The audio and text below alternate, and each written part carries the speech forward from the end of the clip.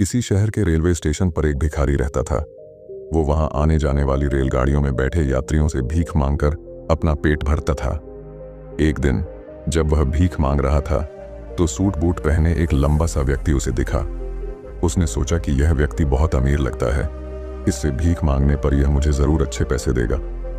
वह उस लंबे व्यक्ति से भीख मांगने लगा। भिखारी को देखकर उस लंबे व्यक्ति ने कहा, तुम हमेशा मांगते ही रहते हो, क्या कभी किसी को कुछ देते भी हो? भिखारी बोला, साहब मैं तो भिखारी हूं, हमेशा लोगों से मांगता ही रहता हूं, मेरी इतनी औकात कहां कि किसी को कुछ दे सकूं।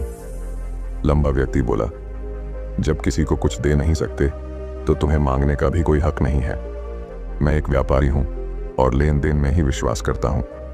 अगर तुम्हारे पास मुझे कुछ देने को हो तभी मैं तुम्हें बदले में कुछ दे सकता हूं। इतना कहने के बाद वह लंबा आदमी ट्रेन में बैठकर चला गया। इधर भिखारी उसकी कही गई बात के बारे में सोचने लगा। उस लंबे व्यक्ति के द्वारा कही गई बात उस भिखारी के दिल में उतर गई। वह सोचने लगा कि शायद मुझे भीख में अधिक पैसा इसीलिए नहीं मिलता क्योंकि मैं उसके बदले में किसी को कुछ दे नहीं पाता हूं। लेकिन मैं तो भिखारी हूं, किसी को कुछ देने लायक भी नहीं हूं। लेकिन कब तक मैं लोगों को बिना कुछ दिए केवल मांगता ही रहूंगा। बहुत सोचने के बाद उस भिखारी ने निर्णय किया कि जो भी व्यक्ति उसे भीख देगा उसके बदले में वह भी उस व्यक्ति को कुछ जरूर देगा। लेकिन अब उसके दिमाग में यह प्रश्न चल रहा था कि वह खुद भिखारी है तो भीख के बदले में वह दूसरों को क्या दे सकता है। इस बात को सोचते हुए 2 दिन हो गए, लेकिन उसे अपने प्रश्न का कोई उत्तर नहीं मिला था। तीसरे दिन जब वह स्टेशन के पास बैठा हुआ था तभी उसकी नजर कुछ फूलों पर पड़ी जो स्टेशन के आसपास के पौधों पर खिल रहे थे। उसने सोचा, क्यों ना मैं लोगों को भीख के बदले कुछ फूल दे दिया करूं। उसको अपना यह विचार अच्छा लगा और उसने वहां से कुछ फूल तोड़ लिए। अब वह ट्रेन में भीख मांगने पहुंचा। अब जब भी कोई उसे भीख देता तो उसके बदले में वह भीख देने वाले को कुछ फूल दे देता। उन फूलों को लोग खुश होकर अपने पास रख लेते थे। अब भिखारी रोज फूल तोड़ता और भीख के बदले में उन फूलों को लोगों में बांट देता था। कुछ ही दिनों में उसने महसूस किया कि अब उसे बहुत अधिक लोग भीख देने लगे हैं।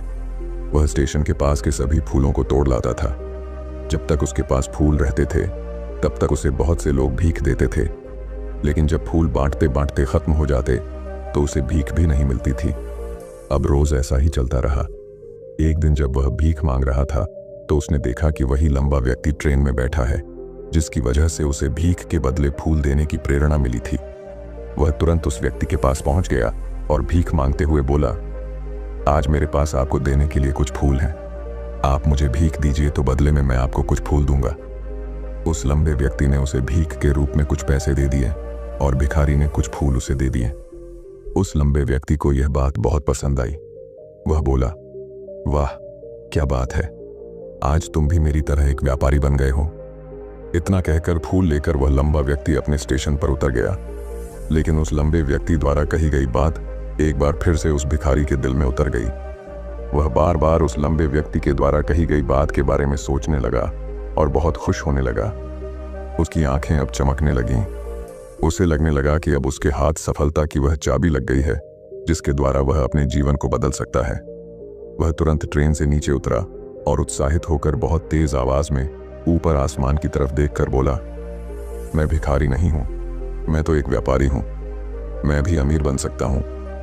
लोगों ने उसे देखा तो सोचा कि शायद यह भिखारी पागल हो गया है और अगले दिन से वह भिखारी उस स्टेशन पर फिर कभी नहीं दिखा। लेकिन 6 महीने बाद इसी स्टेशन पर 2 व्यक्ति सूट बूट पहने हुए यात्रा कर रहे थे। दोनों ने एक दूसरे को देखा तो उनमें से एक ने दूसरे से हाथ मिलाया और कहा, क्या आपने मुझे पहचाना? दूसरा व्यक्ति बोला, नहीं, क्योंकि मेरे हिसाब से हम लोग पहली बार मिल रहे हैं।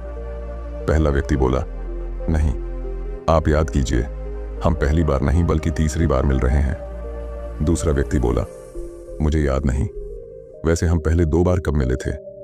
अब पहला व्यक्ति मुस्कुराया और बोला, हम पहले भी 2 बार इसी ट्रेन में मिले थे। मैं वही भिखारी हूं जिसको आपने पहली मुलाकात में बताया कि मुझे जीवन में क्या करना चाहिए और दूसरी मुलाकात में बताया कि मैं वास्तव में कौन हूं।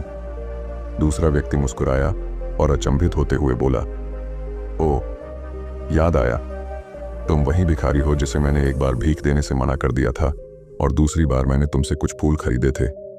लेकिन आज तुम ये सूट बूट में कहाँ जा रहे हो और आजकल क्या कर रहे हो? तब पहला व्यक्ति बोला, हाँ, मैं वही भिखारी हूँ, लेकिन आज मैं फूलों का एक बहुत बड़ा व्यापारी हूँ और इसी व्यापार के काम से ही दूसरे शहर जा रहा हूँ। कुछ देर रुकने के बाद वह फिर बोला, आपने मुझे पहली मुलाकात में प्रकृति का वह नियम बताया था जिसके अनुसार हमें तभी कुछ मिलता है जब हम कुछ देते हैं। लेन देन का यह नियम वास्तव में काम करता है। मैंने यह बहुत अच्छी तरह महसूस किया है, लेकिन मैं खुद को हमेशा भिखारी ही समझता रहा। इससे ऊपर उठकर मैंने कभी सोचा ही नहीं। और जब आपसे मेरी दूसरी मुलाकात हुई तब आपने मुझे बताया कि मैं एक व्यापारी बन चुका हूँ। अब मैं समझ चुका था कि मैं वास्तव में एक भिखारी नहीं बल्कि व्यापारी बन चुका हूँ। मैंने समझ लिया था कि लोग मुझे इतनी भीख क्यों दे रहे हैं, क्योंकि वह मुझे भीख नहीं दे रहे थे बल्कि उन फूलों का मूल्य चुका रहे थे। सभी लोग मेरे फूल खरीद रहे थे क्योंकि इससे सस्ते फूल उन्हें कहाँ मिलते। मैं लोगों की नज़रों में एक छोटा व्यापारी था, लेकिन मैं अपनी नज़रों में एक भिखारी ही था। आपके बताने पर मुझे समझ आ गया कि मैं एक छोटा व्यापारी हूँ। मैंने ट्रेन में फूल बांटने से जो पैसे इकट्ठे किए थे उनसे बहुत से फूल खरीदे और फूलों का व्यापारी बन गया। यहाँ के लोगों को फूल बहुत पसंद है और उनकी इसी पसंद ने मुझे आज फूलों का एक बहुत बड़ा व्यापारी बना दिया। दोनों व्यापारी अब खुश थे और स्टेशन आने पर साथ उतरे और अपने अपने व्यापार की बात करते हुए आगे बढ़ गए। दोस्तों, इस कहानी से हमें बहुत कुछ सीखने को मिलता है। कहानी में लंबा व्यापारी गिव एंड टेक के नियम को बहुत अच्छी तरह जानता था। दुनिया के सभी बड़े व्यापारी इसी जीवन के नियम का उपयोग करके सफल हुए हैं।